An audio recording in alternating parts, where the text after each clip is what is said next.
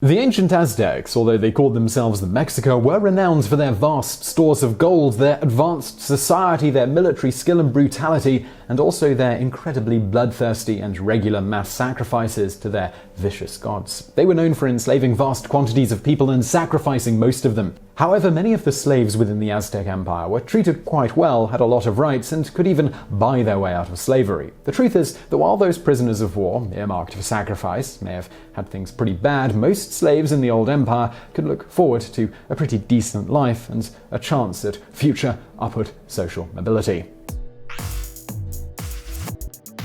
Number 10. In many cases, you could actually buy yourself back out of slavery. In today's modern world, slavery is one of the most horrible and brutal practices imaginable. People are held against their will and usually controlled with extreme physical measures, never being given any chance to escape or change their awful situation in life. Now, most people would assume that slavery today is actually in a better place than in the past, but that is not necessarily so. Many advocacy groups say there are more slaves now than there have ever been, but they are simply better hidden. A lot of ancient societies did have forms of slavery, but ironically, many of the more ancient societies had forms of slavery that would today be considered much less oppressive than what you see in practice today. Now, in some cases, you were pretty trapped. If you were a captive of war, you were very likely to be slated to be sacrificed and probably had little say in the matter. Also, if you are a slave who had been convicted in court multiple times of disobedience, you may find your options fairly limited. However, for most Aztecs, especially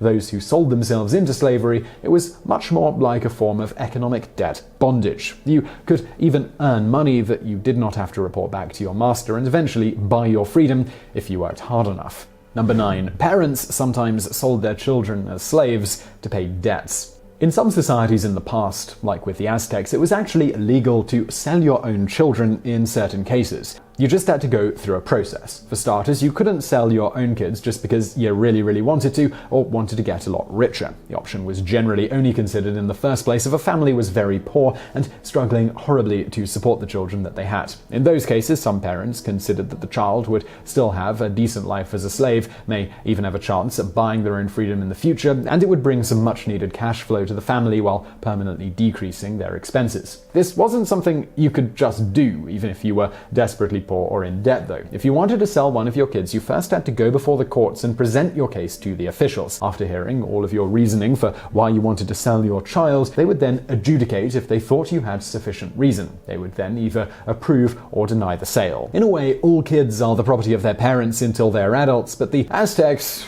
well, they took it several steps further. Number 8. It was not at all uncommon to sell yourself into slavery. This may sound totally foreign to most people. I mean, why would you sell yourself into slavery? Most people consider it a final end, something that you will never escape from until you die, and you have no recourse to change your outcome at all. However, while that is how slavery tends to go today, they actually had the ability to buy themselves out and a lot of rules to prevent abuses, so desperate Aztecs saw things a little differently.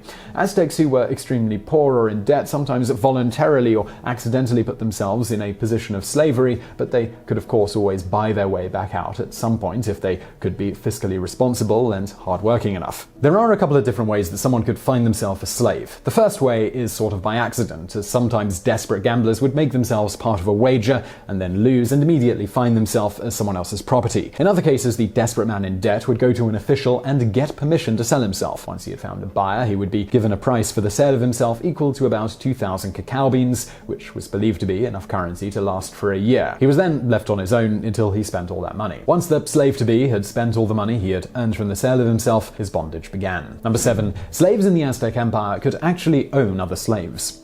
Of course, in today's modern idea of slavery, this is quite unthinkable. Starting with the bondage of African Americans, slavery in today's society has been fully hereditary and extremely limiting. The slave in the modern world literally has no rights at all and is fully the permanent property of their master unless they decided to sell the slave, in which case the slave had no recourse. Not that any of this is legal, of course, but in many places in society where slavery is practiced despite the law, this is the general practice. However, in ancient Aztec society, you could not only buy yourself out of slavery, but even go ahead and buy other slaves yourself. Now, to some people, this may sound like a rather ludicrous proposition. After all, if you were wealthy enough as a slave to buy slaves, most would question why you would not first simply buy your own freedom. However, it was not necessarily that simple. In some cases, remaining as a slave to a certain master could be beneficial if they had a high social standing, and depending on your own value, it may actually still be cheaper to slowly buy low-value slaves than simply buy your own freedom. You could then put these slaves to work so that they could then make enough money to buy your own freedom if you wanted,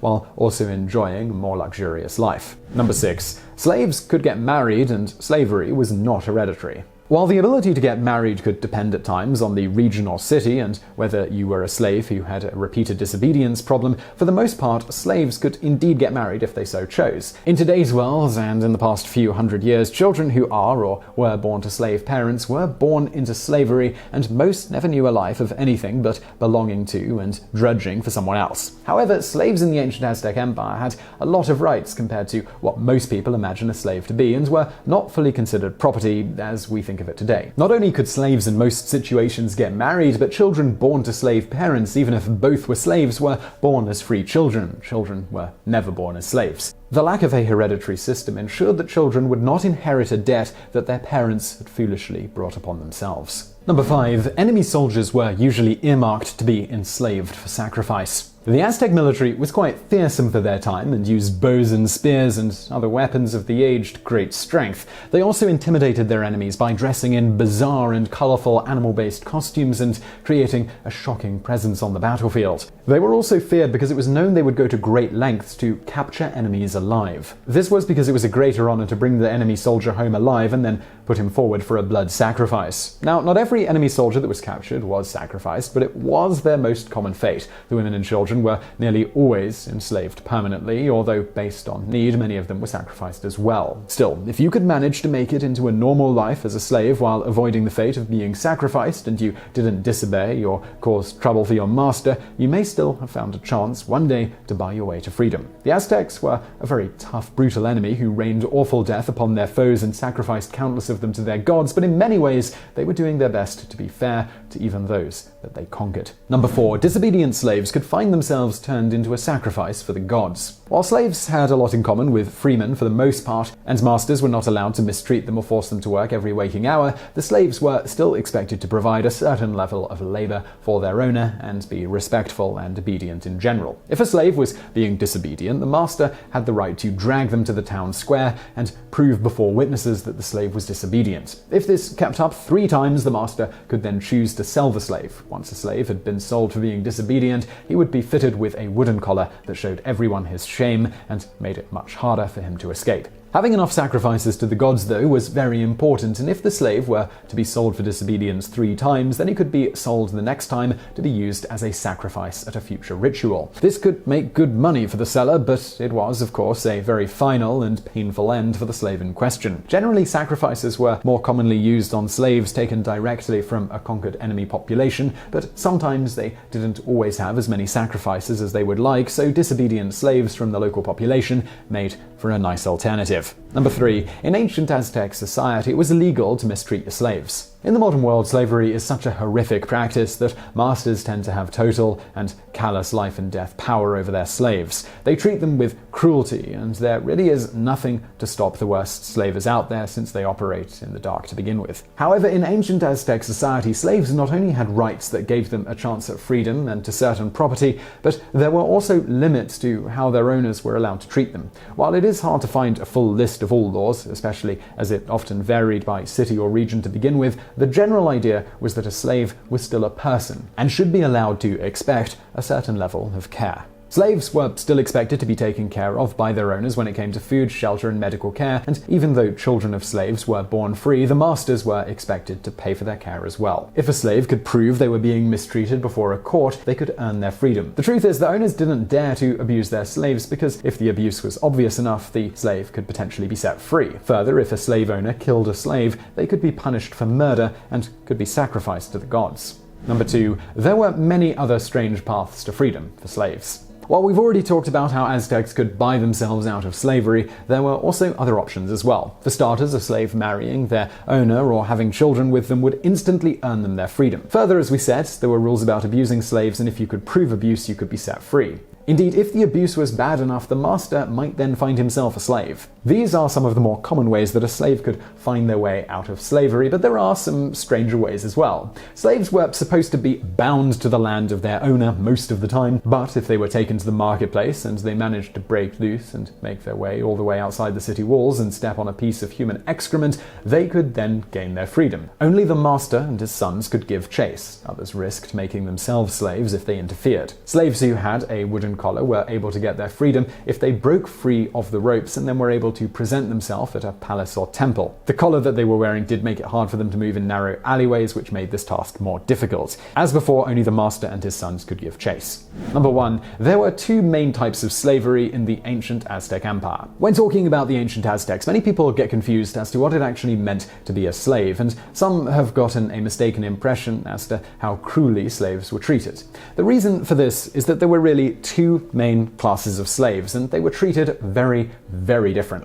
The first class of slaves were men who were captured in battle. These men were usually quickly sacrificed to the gods or were prepared for a future sacrifice. The other type of slavery was in some ways more common and was much more like what we know of today as indentured servitude. The slaves had to live on their master's lands, do chattel-like work or farm work, and had to do a certain amount of labor on a regular basis. However, they still had a lot of rights. They could buy their way out and could own property and advance their social standing. This second type of slavery was not actually that bad of a situation, and you could even advance yourself to be quite a rich citizen with time, provided that you were disciplined enough as an individual and you saved carefully.